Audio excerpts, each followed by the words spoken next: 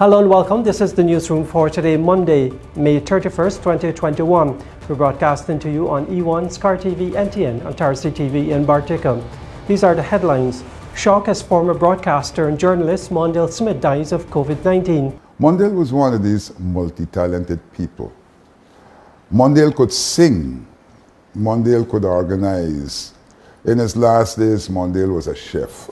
Guyana to get 150,000 of the single-dose COVID-19 vaccine produced by Johnson & Johnson. A massive relief operation is on the way as the president describes flooding across the country as a disaster. And in sport, Steve Ninval is the new director of sport and 5 medals for Guyana at the Senior South American Championships. With the news, I'm Neil Marks. We're glad you could join us. The Guyana Press Association has reacted with shock at the death of former journalist and broadcaster Mondale Smith. Mr. Smith died on Monday after a period of hospitalization at the National Infectious Disease Hospital. He had tested positive for COVID-19. Mr. Smith began work in the media at the Guyana Broadcasting Corporation in the early 1990s, producing and hosting radio shows and also broadcasting live at national events. He worked at the Evening News and later served as an anchor at Prime News. He had moved into print journalism at Culture News and served several years as the personal assistant to former Minister of Education Nicolette Henry. The Guyana Press Association said that throughout his media career, Mr. Smith never backed down from a challenge or a story. He was known for his many stand-ups and for going after stories that showed the reality we live in. All of this spoke of his versatility and love for journalism, the GPA stated, noting that he was always eager to tackle an issue or go after a story. Veteran journalist Adam Harris once served as Mr. Smith's editor. He reacted to the news of Mr. Smith's death. I first met Mondale in the late 1980s. His father, Hector Stout, was a big calypso, well, a promoter of some cultural items and what have you. I got close to Mondale in the 1990s when he joined me at Evening News. From Evening News, he continued with me at Prime News. He was one of the Prime News anchors and what have you. And then for a while, he joined me again at Culture News. Mondale was one of these multi-talented people. Mondale could sing. Mondale could organize. In his last days, Mondale was a chef, cooking up a storm.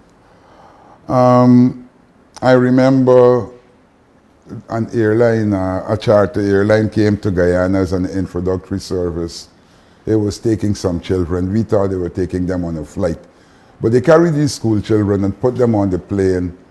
And there was Mondale entertaining them on this plane. And the children thought they had a ball, a whale of a time. They were on an international aircraft and there was Mondale Smith. He had become a household name. You could imagine the shock when the news hit us that he had died this morning. We knew he went into hospital last Wednesday. Some of us spoke to him on Thursday morning. And then complacency, we didn't call. So his death hurt us. Adam Harris there on the passing of former journalist and broadcaster Mondale Smith.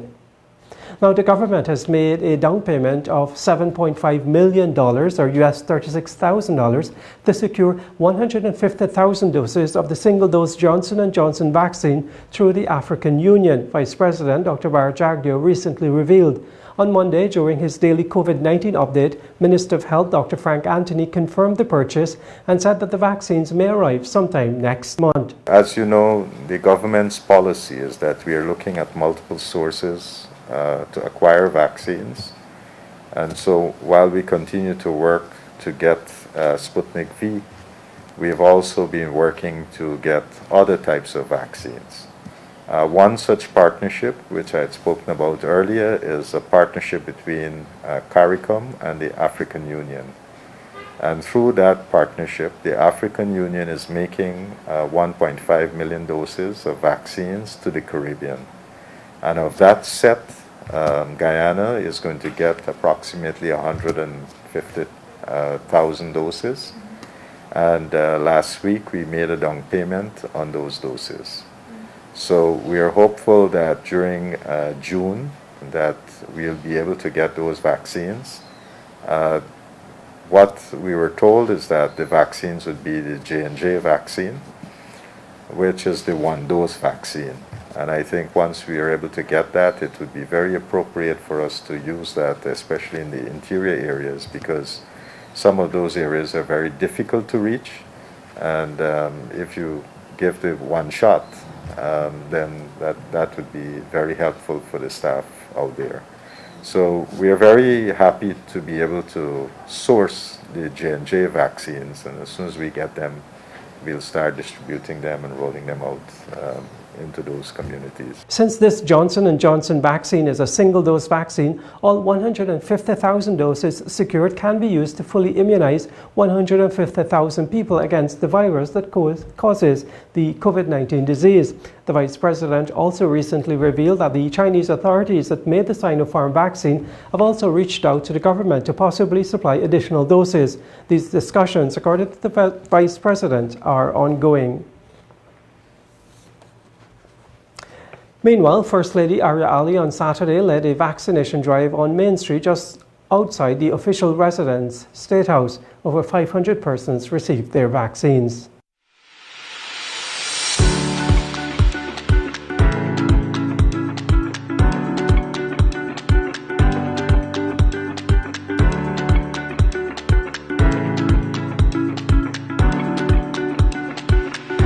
After the president would have announced there was a 21% rather vaccination in the youth population, I decided, I only see it fitting actually, that as a youth myself, I encourage other youths and to come out to get vaccinated so that they can protect themselves and their loved ones.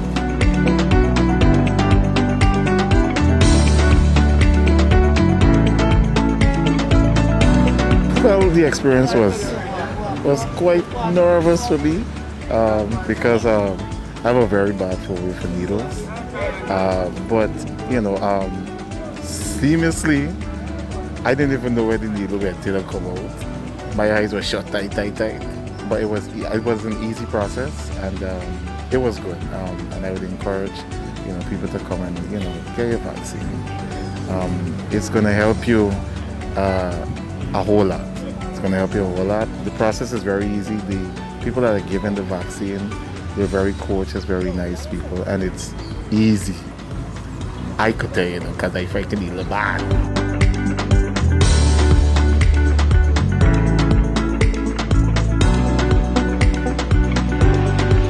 I'm happy that the First Lady's office has provided this quite an easy service. You could just step in here and after a few minutes get attended to. So I'm very grateful and happy for this opportunity, and I encourage others to come and get vaccinated.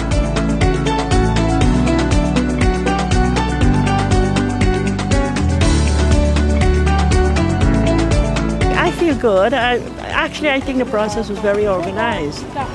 And I think the helpers and everybody, the complete team, they're doing a great job. It's a shame that so many people are saying that they're not going to get vaccinated. It's really sad because we're in this together, and unless everybody is vaccinated, we can't kill this virus. It will stay in Guyana.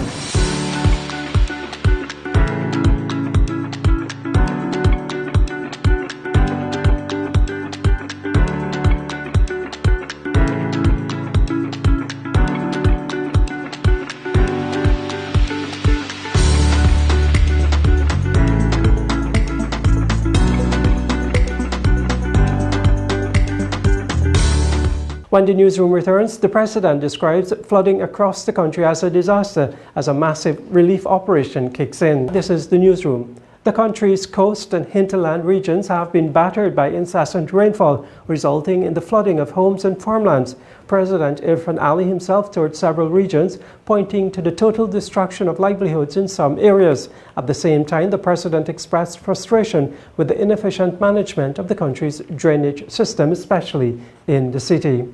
From the air, what the President described as a disaster, homes and farmlands flooded. Once on the ground, confirmation that for hundreds, possibly thousands, they will have to start over what they had worked hard for over the years, destroyed in a few days of torrential downpour. The president was frank in his assessment. I know in some areas people are a bit higher, but what is clear is that the livelihood in terms of farmland has been completely destroyed. The president's assessment on the ground was met with a swift call to action. The authorities would immediately begin relief and planning for rebuilding.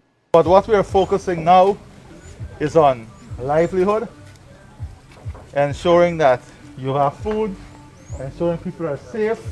If there is need for shelter, we work on supplying those shelter and ensuring that health needs are satisfied. On the ground with the president, the head of the country's Civil Defense Commission pointed to the dire situation at Kokwani in Region 10. The quick assessment that was done today in Kokwani and some of the communities in the area, including Horu and Bamboo, a total of about 700 to 750 households are directly impacted. As a result of that, the president has directed a number of interventions. First and foremost, the establishment of shelters for persons that are affected, provision of food supplies and water and cleaning supplies, and enhanced and rapid health response to prevent any outbreak and any waterborne diseases. We will continue to work with the 10 administrative regions, and once they identify resources, particularly food supplies, we push to them, and they would work with the NDCs and all the local government organs to ensure that supplies get to the people. The president and his team visited several regions over the weekend, and this continued into Sunday night when his frustration boiled over at what was happening in Georgetown. Why you pump that on? Why you pump that on? No, but the coke is not open now. No, but they can't take the pump off. We spoke about this whole day today, brother. No,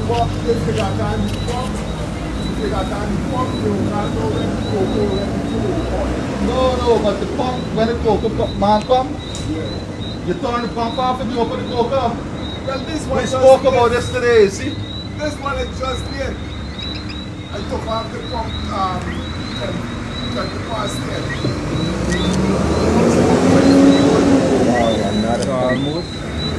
Pump going on for 20 minutes, the coke is still open. But it's over 20 minutes finished, the coke can open.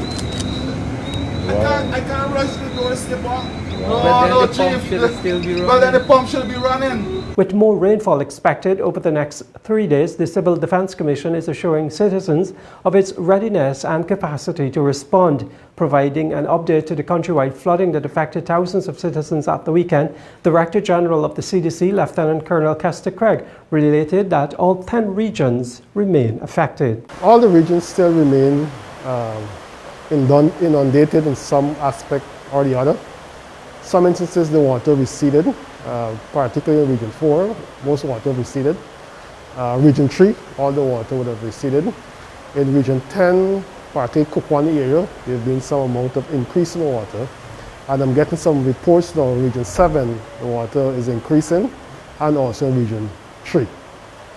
What we have done so far is continue to work with the regions. They've been sharing information with us, and we've been sending relief supplies to them. To date, we have distributed and sent out over 15,000 hampers, which include about 7,000 cleaning hampers and about 8,000 in food hampers. Apart from that too, we have just completed the establishment of 2 shelters in Region 10, one at the Kokwani Primary School and one at the Kokwani Secondary School.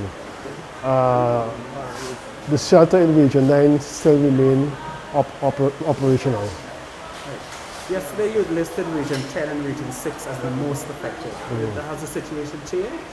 So Region 10, 6, 3, and now we're looking at 7 as most affected, especially when it comes to the water level and the impact to the population and the impact to livestock. Because even though you may have some amount of accumulation of water in some of the streets, some people's yards, in those areas you have more water in homes and also farmlands and affecting livestock. What about the CDC's resource and capacity to respond? Because this is happening in all the regions. Yes. How is that really affecting? Well, so far we have adequate resources to respond. As a matter of fact, I had a very important meeting with the Permanent Secretary and to see where we have resources, if we have to shift around resources to meet the priority needs. Apart from that, we're receiving money from the private sector and donations. We received a $10 million from Mid-Atlantic, and a few other agencies or companies are on standby to help support our relief effort in terms of monetary support and also support in terms of items. What can people expect for the rest of today and probably tomorrow, the rest of the week? Well, based on the forecast coming from Hydromet, they predicted more rainfalls, ranging probably between 2 inches to 4 inches per day for today and for the rest of the week. So we want to encourage people to be vigilant, ensure that they have their furniture, equipment on high ground, the livestock on high ground, and continue to provide us with updates on our numbers 600 7500 and 2261114. The Georgetown Mayor and City Council is not accepting blame for the flooding experienced in the capital city over the weekend, refuting reports from the government that there was a deliberate ploy to inundate the capital. At a press conference held on Monday, the city's chief engineer relayed that there was no way to avoid flooding in Georgetown, considering the persistent rainfall experienced over the weekend and the design of the city. Based on the records that I would have received and looked at, the amount of rainfall between that period could not have avoided any flooding in the city. We would have encountered that based on the millimeters of rainfall that we received, the data that I received. That was Culvern Venture, the city engineer, speaking at a press conference regarding the flooding situation in the city. While he noted that the situation could not have been avoided due to the persistent rainfall over the weekend and the design of the city, he was keen to note that the city council put measures in place to mitigate the expected damage. An impromptu visit by President Irfan Ali and a team from the National Drainage and Irrigation Authority on Sunday evening to the several drainage pumps in the city revealed that they were turned off, the coker doors closed with the pump attendant sleeping. Venture, however, told the media that all cokers and pumps in the city were functional since Saturday into Sunday. He said that they were opened at 10 a.m. He pointed out that the coker at Lamaha Street was not open due to heavy siltation. However, the pump compensated to aid drainage. The sluices and the pumps were opened yesterday morning during the period between, it started opening from 10 o'clock yesterday, I would say day before yesterday, sorry, and it went into the early mornings of yesterday morning. Based on the records and also reports that I was received from my engineers and other officers on the ground, there are quite a number of few pumps that were operational. In fact, all of the pumps were operational. The sluices along the Demoir River, they were open, save and except for one sluice, which we have some challenges with, and that's at the Lamaha Street, where you have heavy siltation on both the inlet and also the outlet of that location. However, the pump compensates for that, that aspect of it. So the records would have shown that we did open the sluices during the course of the day before yesterday and early in yesterday morning. Some of the sluices, as a result, would have closed a bit early because the tide in which we're in nip tide. And the nip tide, you don't have a very long run of some of the sluices. You got a very short run. During spring tide, you have a longer period in terms of draining the city at many of the sluices. There's some cases in which some of the sluices only open for maybe 3 hours, and you have to close it back because of the water returning to us. The city engineer explained further that before the president and his team began their inspection, he was out prior, and all the drainage pumps were functional except for the one located on Cowan Street. That pump, he stated, developed mechanical issues earlier in the day. Addressing the concerns of the president as to why the pumps were off, Venture noted that for the coker dose to be closed, the pumps needed to be off to effectively monitor the water levels. If you have a significant difference in the level of the water, it will give some amount of strain on the operator in terms of opening the sluice door. The closing off of or the switching off of the pumps just before or in preparation for opening of the sluice is a normal procedure that we do. So I believe based on the observation that were made, it was probably between that period. However, we've already launched an investigation as to some other allegations I believe that were made of persons sleeping on the location and so forth. We are already conducting an investigation as such, and I will submit a report as to our findings on that. He mentioned too that an investigation has been launched into the reports that the attendants were sleeping at the coker locations. For the newsroom, I am Shakima Day. President Irfan Ali has denied claims that he tried to influence the work of the Police Service Commission. The claims were made by the Commission's chairman, Paul Slow, earlier today. The president said that he had had a meeting with Mr. Slow, like other independent commissioners and the judiciary. At that meeting, the president said he raised various concerns with him that were brought to his attention without prejudice. The president said his desire is to see the commission function professionally and independently. The president said that if Mr. Slow is saying he tried to influence him, then where are the results of that influence? The president said Mr. Slow is bringing the independence and professionalism of the PSC into question when he aligns the PSC with opposition Member of Parliament Ganesh Mahipal and retain opposition Members of Parliament Royce Delfort, Kemraj Ramchatan, Raphael Trotman, Geeta Chandan Edmund and Amanda Walton Desir to institute proceedings against the government of Guyana. The president said it is not only opportunistic but a total lie that his meeting with Mr. Slow was to exercise any influence. The president said his meeting with Mr. Slow was within the first few months of his presidency, more than 8 months ago, and so the question is, why only now?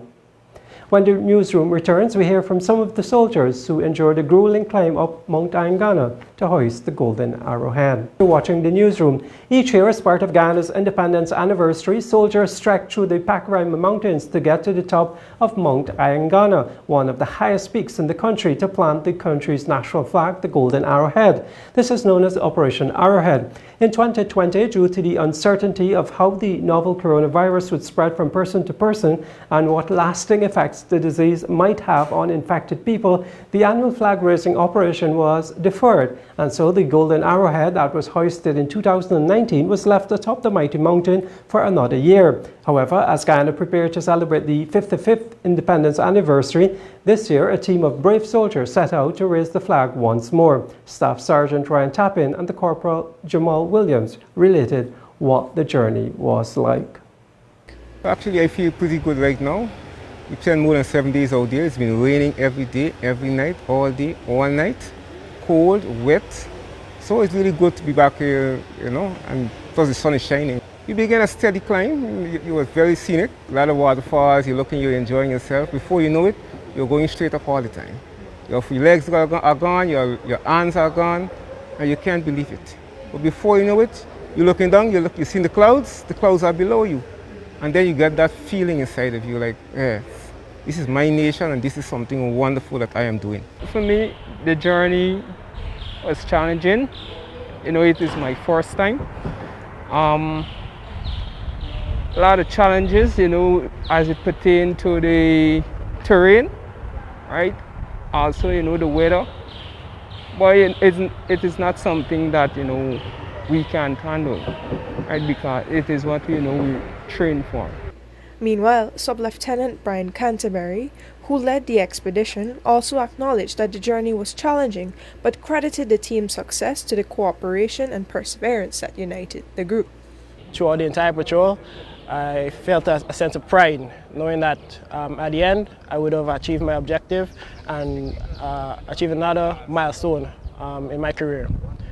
And I'm sure the others on the patrol can say the same. As it relates to Guyana, I believe that the colors on the flag, they represent various things. But one I must make mention to is the black part of it. It shows that through hard work you can achieve anything.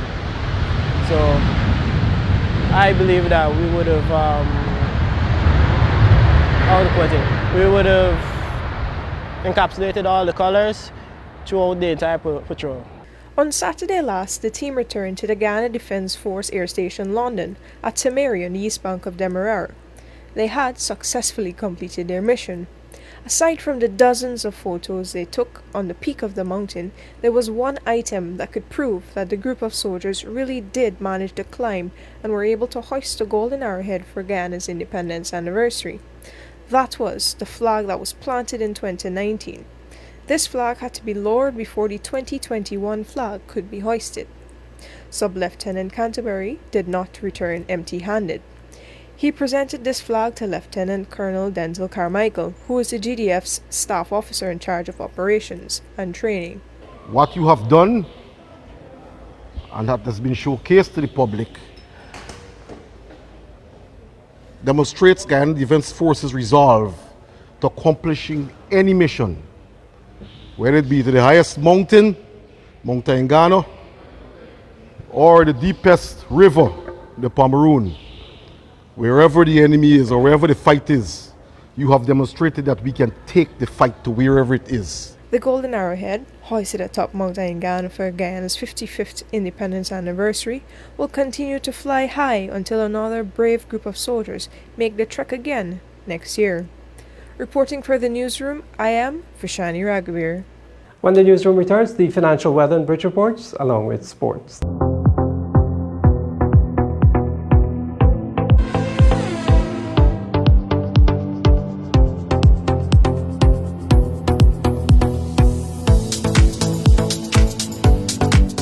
Welcome back. It's time for sport. You're watching the newsroom. President of the Ghana Boxing Association, Steve Ninval, has been appointed as the new Director of Sport in Guyana. The newsroom sport confirmed that the 6-member National Sports Commission, which was appointed by the government on May 20th, met on Sunday and in consultation with the Minister of Culture, Youth and Sport, Charles Ramson Jr., opted to appoint the former Member of Parliament to the role. Akeem Green has more.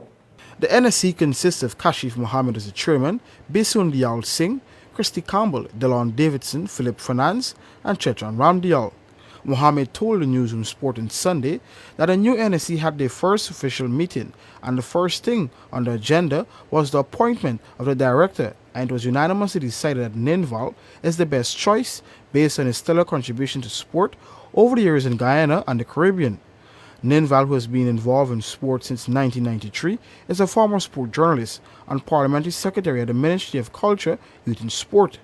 In an invited comment, Ninval thanked the NSC and the minister for the appointment and welcomed the challenges that will arise. I'd like to thank the Honourable Minister Charles Ramson and the commissioners of the National Sports Commission for having the confidence to appoint me to that post. From a national perspective, there's a lot of work to be done, and I intend to seek the guidance of the Honourable Minister and to work closely with the Commission to where the government of Guyana wants sport to be. I don't expect that it will be an easy task, but again, if we have all hands on deck, then the sky's the limit for sport in Guyana. Among the functions of the NSC as listed in the National Sports Commission Act of 1993 is to promote sports and its organization by all available methods, including the making of grants, therefore, provide for the establishment, erection and maintenance of sport in all recreational facilities, and advise the Minister on development and promotion of sports generally. For the newsroom, Akeem Green. Guyanese middle distance runner Andrea Foster and her compatriots in the men's 4x100 relay team won bronze in their respective events on the final day of the Senior South American Championships in Ecuador. Foster, who entered the championships as the fastest female in the 800-meter event, clocked 2 minutes and 5.93 seconds for third in the final on Monday. Additionally, the quartet of Jeremy Bascom, Emmanuel Archibald, Akeem Stewart and Nolex Holder produced the time of 40.02 seconds to finish third in the men's 4x100 meter relay. Guyana ended the 3-day event with 5 medals, 1 silver and 4 bronze. On the first day of the competition, Guyana won 3 medals, 1 silver and 2 bronze, compliments of sprinters Archibald, Jasmine Abrams and Jania McCammon. Now, West Indies head coach Phil Simmons has warned that no player should take for granted their position on the Test team, and they must continue to produce credible performances to safeguard that spot. Compliments of a clean sweep of the 2 tests in Bangladesh, then a 0-0 drawn series against Sri Lanka in the Caribbean, West Indies have jumped to 6th on ICC Test rankings.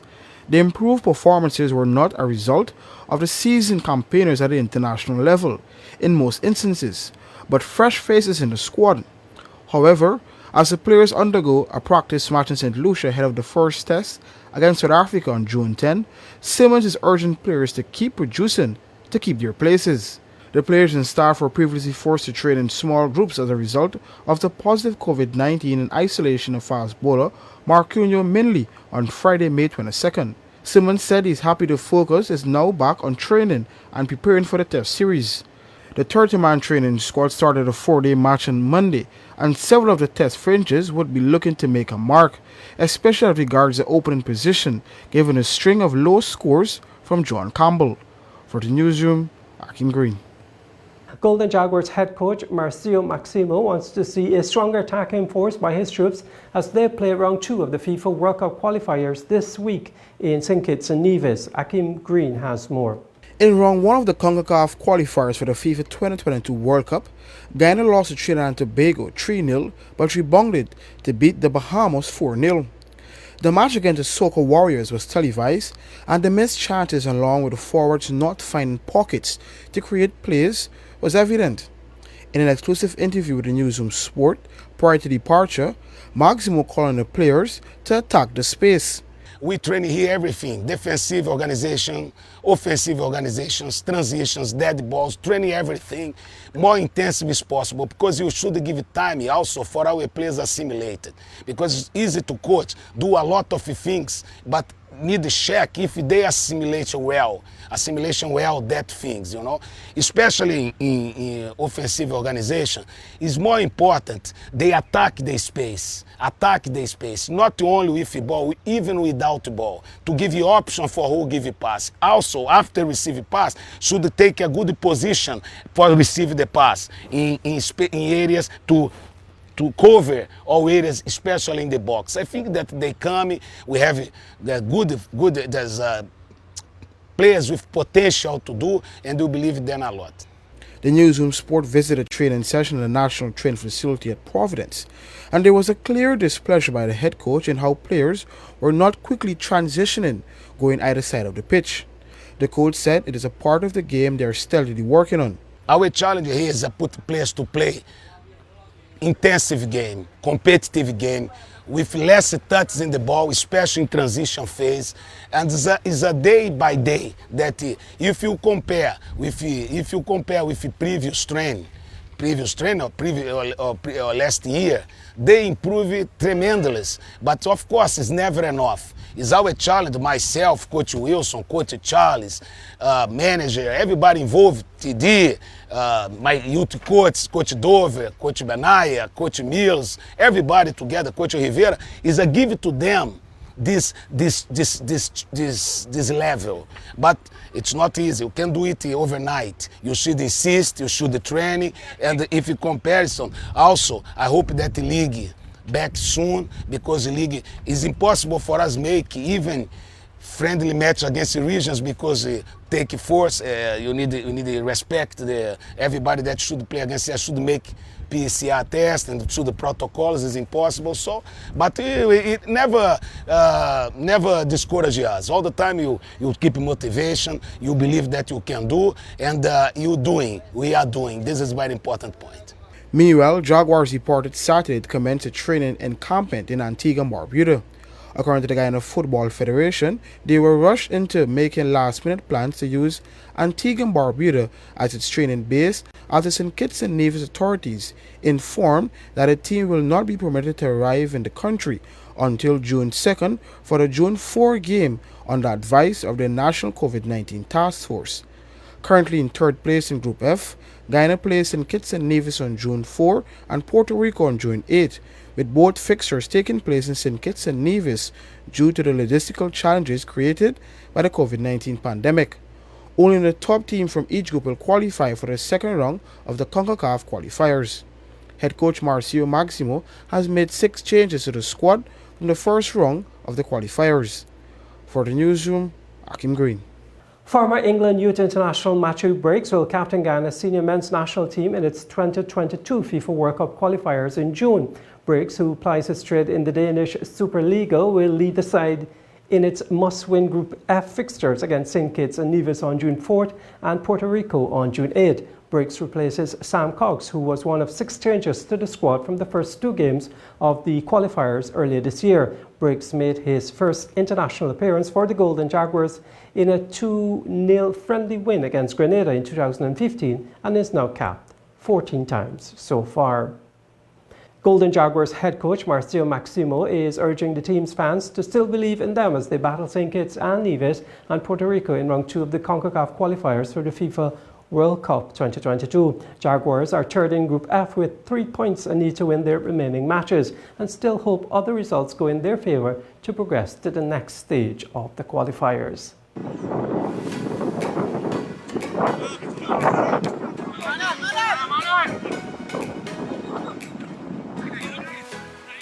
I would like to say to the Guyana people to still believe in our team because our team have a nice future and a good present. Thanks so much. We are together.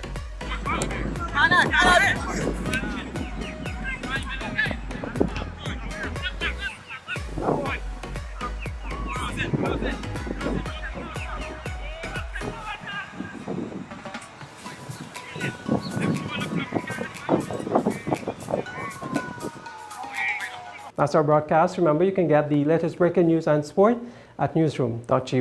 I'm Neil Marks. Take care.